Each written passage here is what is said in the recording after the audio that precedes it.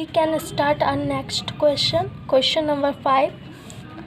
X, Y and Z commenced business on 1st April 2015.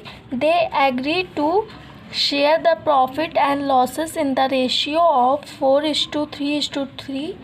Their capital were 4,000, 3,000 and 2,000 respectively. The partnership did provided for interest on capital at 5% per annum during the year 2015 to 16. Firm earned a profit of 2,000 before providing interest on capital. During the year, partners drawing were X 600, Y 800 and Z 400.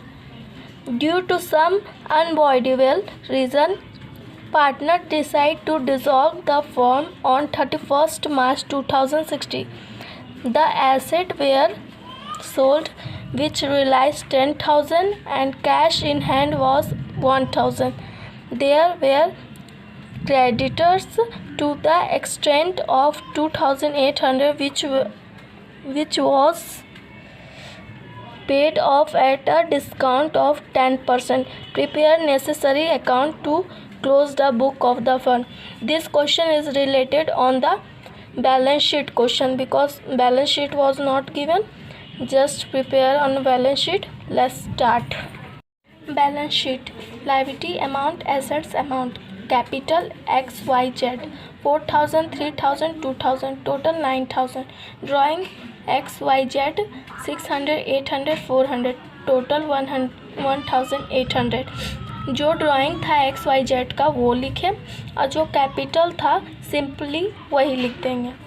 Profit and loss लिखेंगे before 2,000. फिर creditor दिया था 2,800. Cash in hand 1,000 का था. इस liability side से asset side को minus कर देंगे तो सन्ड्री एसेट बैलेंसिंग फिगर में निकल जाएगा 11,000. Total amount of balance sheet is 30,800.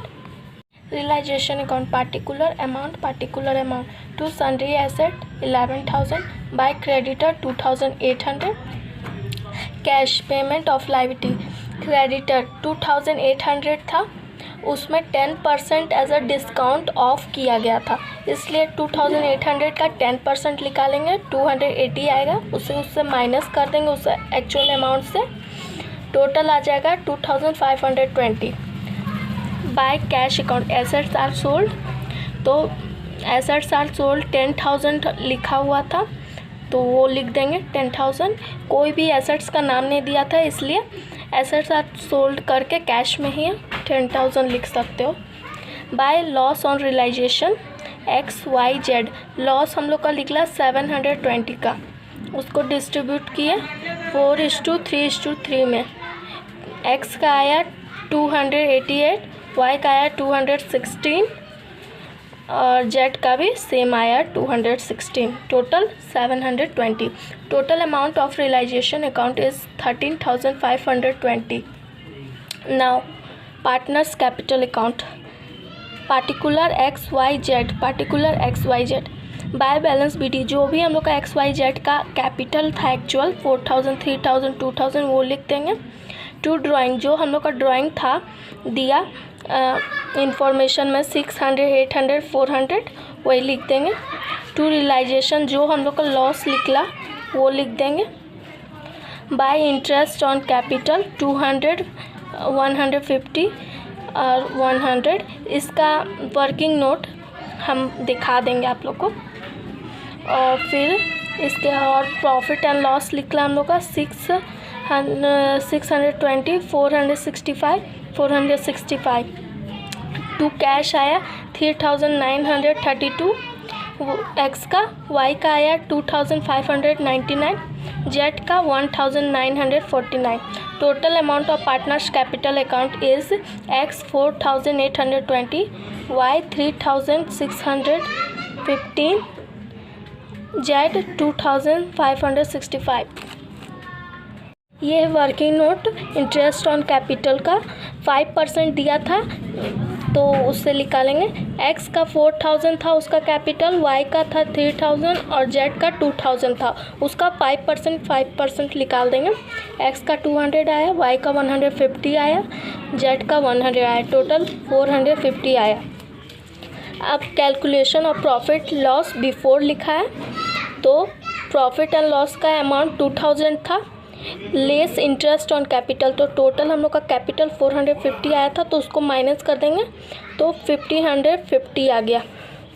तो एक्स वाई जेड में इस अमाउंट को उसके रेशियो 4:3:3 में डिस्ट्रीब्यूट कर देंगे। 620, 465, 465 ऐसे ही करके इस अमाउंट को प्रॉफिट एंड लॉस करके लिख देंगे बाई साइड, और इस अमाउंट को इंटरेस्ट ऑन कैपिटल करके लिख देंगे बाई साइड। अब cash account to balance BD, cash का अमाउंट 1000 दिया था वो लिख दिया। By realisation 2520, by X capital 3932, by Y capital 2599, by Z capital 1949। To realisation हम लोग का जो सोल्ड हुआ था एसेट 10,000 था वो लिख देंगे। Total amount of cash account is 11,000। This question is done.